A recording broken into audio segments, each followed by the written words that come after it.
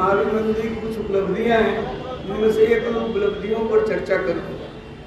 जब नवंबर 1987 में हम लोगों को मंदिर का प्रबंध मिला था, उस समय तक मंदिर की अधिकतम आय साल भर में, पूरे साल में 11,000 रुपये दिखलाई जाती थी, जो 1 लाख रुपया प्रतिदिन हुआ। और मुझे 4-5 दिन पहले एक दिन जोड़ा हमने हिसाब, तो लगा कि आज की तारीख में मंदिर की आय प्रतिदिन 10 लाख रुपए से थी। तो मैं रिसीट नहीं बतला रहा हूँ कि कितना पैसा आता है, वो नहीं, जैसे लड्डू की बिक्री होती है, वो पैसा आया उस पर कितनी हमारी बचत होगी, इस तरह से जोड़ करके यह महावीर मंदिर की आय प्रतिदिन 10 लाख रुपए से अधिक। इसलिए मुख्य बुलाने का कारण यह है। अब इस आय में अस्पतालों का हिसाब किताब नहीं जुड़ा गया, उनकी आय का इसका समावेश नहीं। जो मंदिर की जो आय है, उस मंदिर की आय में भी मुख्य आय है चढ़ावा,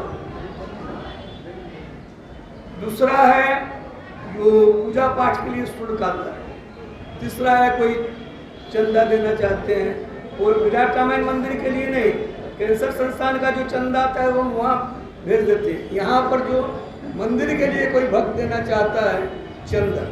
चौथा है नैवेद्यम की बिक्री से जो सरप्लस आय होती है। नैवेद्यम अभी 1.25 लाख किलो बिक रहा है प्रतिदिन। तिरुपति के बाद किसी एक मंदिर से अधिक बिकने वाला कोई यदि लड्डू प्रसाद है, महावीर मंदिर है।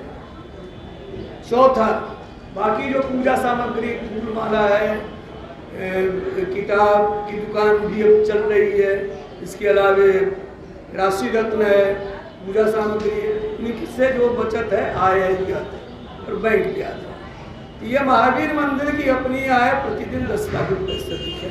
पहली बात यह कही। दूसरी बात यह कहनी थी कि महावीर मंदिर के बारे में लोग जानते हैं कि एक मंदिर यहाँ पर है और दूसरा मंदिर हम बना रहे हैं विराट रामायण मंदिर, उस पर भी हम आएंगे, बहुत जल्दी आएंगे, बहुत बड़ी खबर देंगे, और जब काम शुरू होगा आप लोग को ले चलेंगे वहाँ, तो उस पर बाद में मैं आऊँगा। तो विराट रामायण मैं बतलाना चाहता हूँ कि इसके अलावा भी महावीर मंदिर ने बहुत मंदिर बनवाए हैं।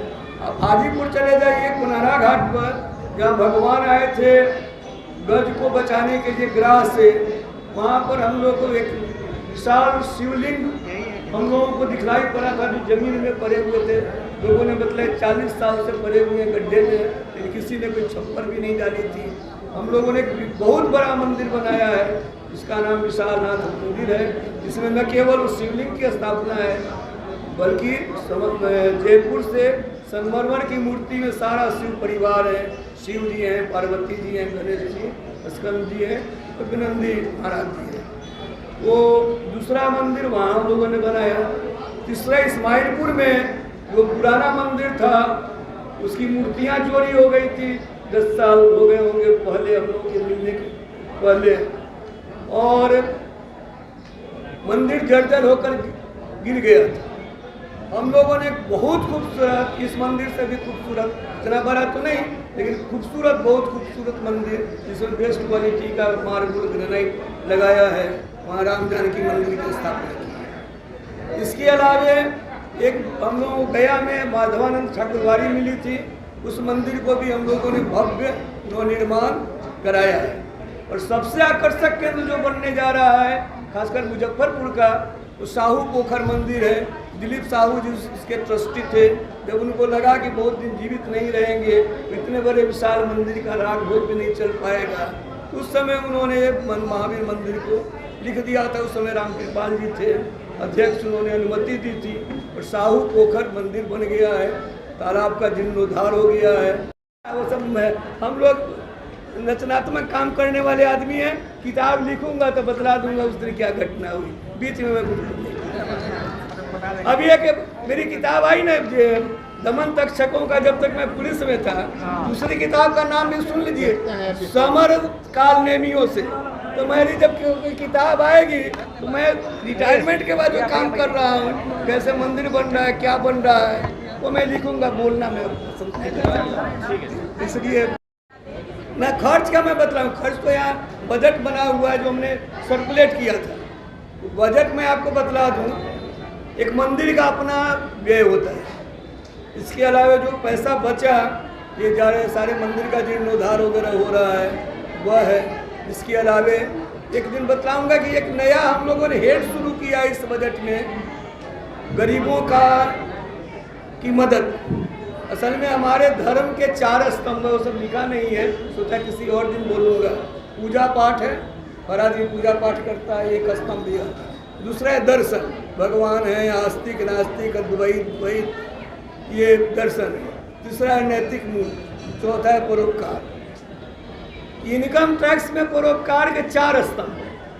पहला है गरीबों की सेवा, दूसरा है हेल्थ, तीसरा है एजुकेशन और चौथा है एनी अदर पब्लिक यूटिलिटी।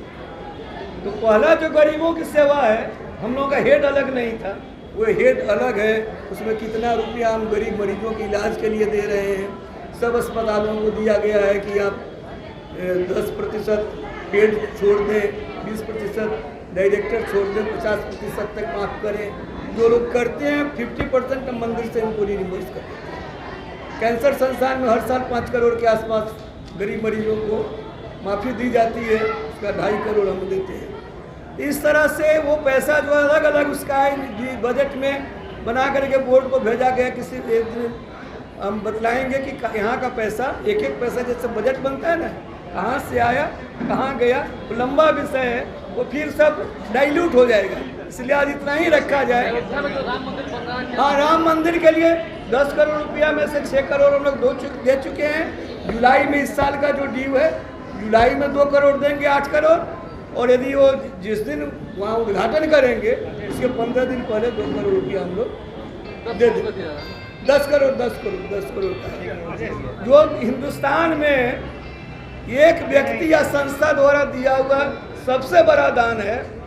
हाँ, मुरारी बापू के 150 शिष्यों ने मिल करके 12-13 करोड़ दिया है, अपने अपने नाम से दिया है, उनके नाम से नहीं दिया है।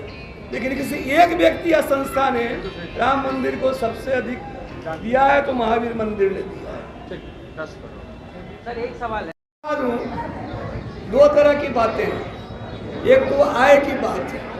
आय में पहले हम लोग वैष्णो देवी के बाद दूसरे सबसे अधिक थे।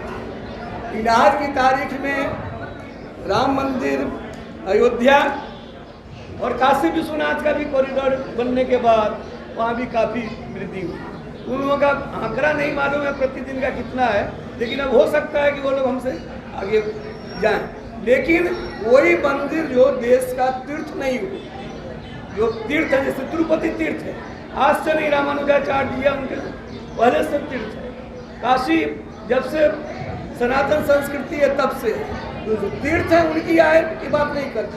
लेकिन कोई नया मंदिर जो 100 साल पुराना हो, इसकी आय और इस गति से बढ़ेगी 11,000 सालाना आय, प्रतिदिन 10 लाख रुपया हो जाए, ऐसा कोई इतिहास लोग नहीं बतलाते हैं। मैंने बहुत सीए से पूछा है, बहुत लोगों से पूछा है, यह एक तरह से अप्रतिम असाधारण।